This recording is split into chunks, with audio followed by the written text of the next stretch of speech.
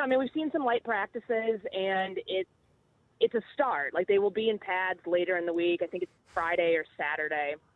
So then you'll get to see that intensity ramp up and get a better feel for what the offense, like where it's at right now. But I think some of my biggest takeaways, like stuff during the 2-minute drill, like they were asking Caleb Williams yesterday, despite throwing that interception that Tyreek Stevenson, he jumped the route and picked it off.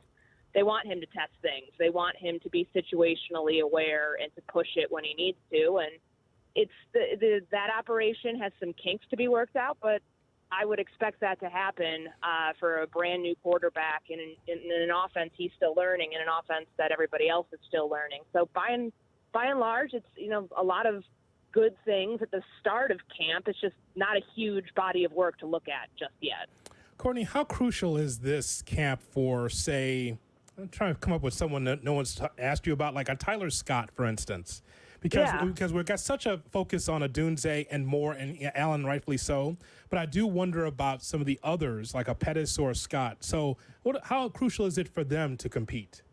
Yeah, and throw Velus Jones in the mix there, too. I think that because of the kickoff rule, a lot of people are projecting he'll have a spot here as, receiver 4, 5, and 6. Usually we're not squabbling over who gets those spots, but those are going to be important role player guys. So a special teams guy, or even with Tyler Scott and that straight line speed. I know they've had him on kickoff return the last couple of days, just getting some reps back there. But yesterday in 7-on-7, he probably caught the pass of the day from Caleb Williams, and he's fast. Like, I know we saw it in moments last year, but some of that's probably clouded by the drop that he had in the end zone in the Denver game, and then, of course, the pass he was not able to connect with Justin Fields in Detroit when they were trying to mount that comeback. But there's room for growth here, and someone like Tyler Scott, who's not going to have to be a number 2 or even a number 3, who can be, your go ball guy in certain situations,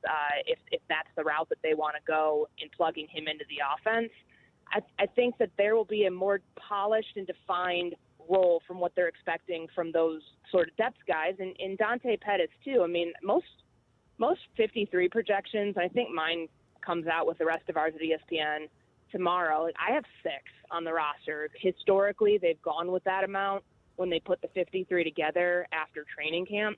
And you can find roles for guys on kickoff coverage, on punt return, on all of those things where someone like a Pettis can be involved there, same as a Velus Jones. But I feel like Tyler Scott will have more of a role on offense than any of those other deep down the depth chart receivers.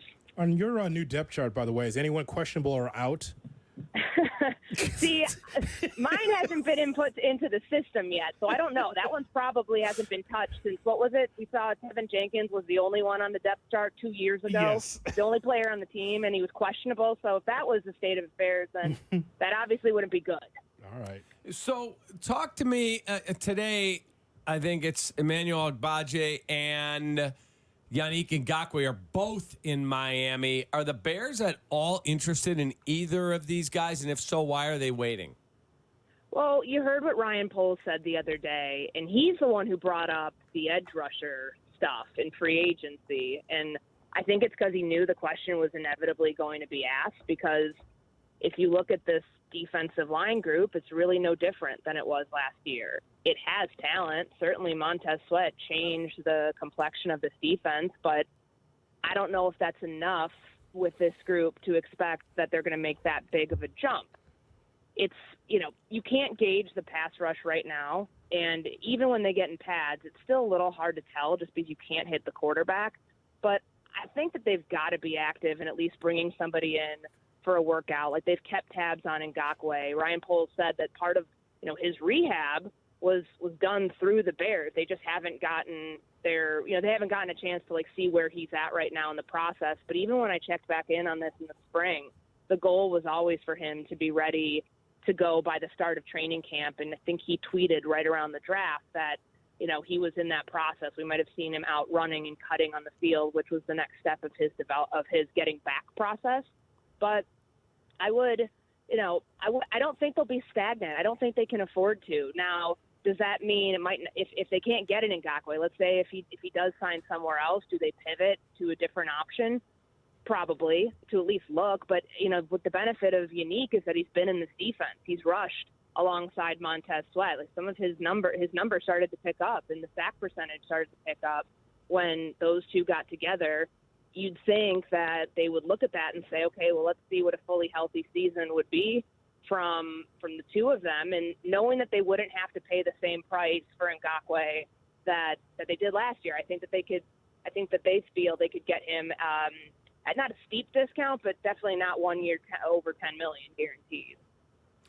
In terms of the Khalil Herbert discussions, we were talking earlier on the show, the Hard Knocks, where there's Joe Shane sitting at his desk, and there's his owner and his personnel guys and his coach, and they're all sitting there. Chicago's driving up the price on Saquon Barkley, and the owner kind of walks out. He goes, and that'll really hurt if we lose him to Philadelphia. He's our most popular player. In terms of Herbert, now that Swift is here, Roschon Johnson, Travis Homer, is Herbert in danger of not being on this roster? He's one of the guys that I would have on the bubble entering camp, just based on the numbers, based on position numbers, what they're going to do with their 53, and based on the fact that he doesn't give them much by way of pass protection.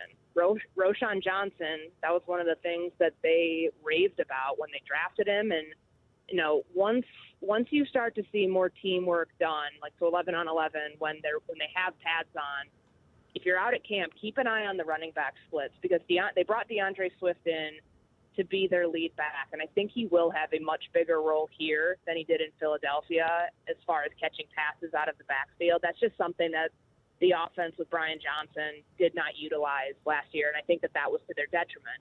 The Bears, historically haven't had a consistent approach with that, which I think, would be a nice change of pace, so to speak, in utilizing a running back who can get you yards in a lot of different ways. They know that DeAndre Swift is that guy, but behind him, is it Roschon Johnson? Is it Travis Homer, who has familiarity in this offense? I mean, hell, he's been here for 2 years, so he was here before Shane Waldron, but he also has the familiarity with Shane Waldron from their time in Seattle. So I don't know if they're going to keep 4 running backs. It feels like the Herbert thing, just knowing that he is going into a contract year, that would put him on a roster bubble to prove that he's a better number 2 than a Roschon Johnson. But Johnson is a guy that they spent a 4th-round draft pick on 2 years ago, and they really seem to like him. So if you don't have that element of added element of pass pro, and also the durability concerns, with his ankle and the injury that he had last year, that might put him the odd man out. Yeah, we were talking off the air about Jordan Love, the quarterback for the Packers, as we stay in the division, the NFC North. So is today the day, Courtney? Yeah. Is it this week? So I have an update on that. I don't know if you saw this yet, Courtney. Rob Domofsky just posted this. GM Brian Gutekunst, meeting the media this morning, said he thinks they're close to an extension with Jordan Love, but on Saturday night, Love's representatives informed the Packers Love will not practice until something gets done, something that Gutekunst said he completely understands. Love is in the building and in meetings, but he will not practice until this is final. So, Courtney, how much money do you think that is for Jordan Love? It's got to be in the 50s, right? I mean, that's where the bar is set on an average, on a yearly basis. So it would probably be Jordan Love and then Dak. Do we think Tua's getting paid, or do you think that they're going to ride that thing out? I would ride it out if I'm the Miami Dolphins. Hey, there's going to be a hold in here, and that's not, that's the right play, because it's not like you have another quarterback who you can just pencil in right now on that roster to go take you to the divisional playoffs. Love was terrific last year. The Packers know what they have, so getting something done, I understand it takes time, and they have had time. They've had all off season, but usually a deadline of trying to make sure that the whole team is out there for training camp, that should spur a little bit of action. So maybe it's not the first couple of days. Maybe it is closer to when they get into pads, which probably is, the weekend, maybe even early next week for Green Bay once they start practice. I think it's Wednesday. But I would imagine, he won't reset the market, but he'll come close. If it's, Trevor Lawrence money, which I think is just right underneath where Burrow was, or maybe right ahead. It should be somewhere in that range. Any other nuggets we need to know before we spring you?